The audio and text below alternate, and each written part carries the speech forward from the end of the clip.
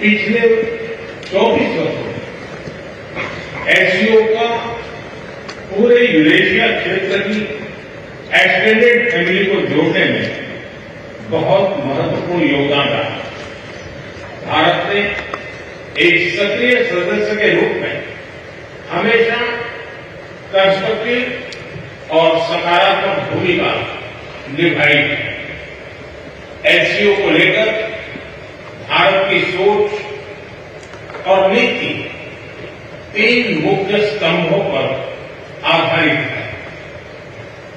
SCO, S security, सी connectivity, ओ opportunity. पहले स्तंभ S यानी सिक्योरिटी के संदर्भ में मैं कहना चाहता हूं कि सुरक्षा, शांति और स्थिरता किसी भी देश के विकास का आधार है। किंतु इस मार्ग में आतंकवाद, अलगाववाद और अतिवाद बड़ी चुनौतियां हैं।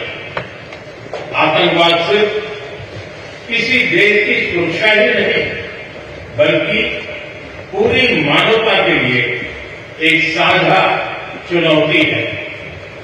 कोई देश, कोई समाज, कोई नागरिक अपने आप को इससे सुरक्षित नहीं समझ सकता। इसलिए आतंकवाद से लड़ाई में भारत ने एकजुटता पर बल दिया। इसमें एससीओ रेड्स की बहुत महत्वपूर्ण भूमिका रही।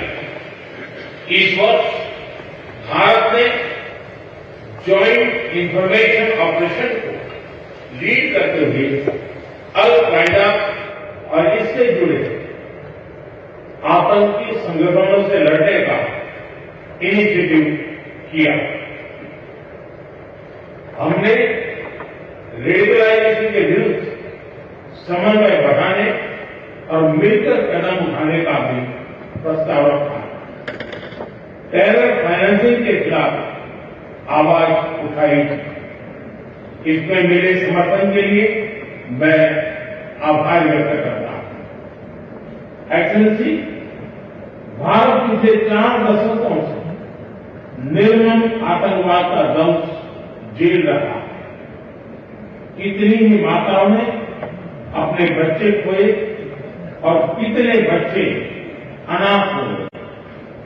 हाल ही में हमने पहलगाम में टेररिज्म का बहुत ही घिनौना रूप देखा। इस दुख की घड़ी में जो मित्र देश हमारे साथ खड़े रहे, मैं उनका आभार व्यक्त करता हूं। यह हमला केवल भारत की अंतरात्मा पर भी आघात नहीं था, यह मानवता में विश्वास रखने वाले हर देश, हर व्यक्ति को खुली चुनौती थी।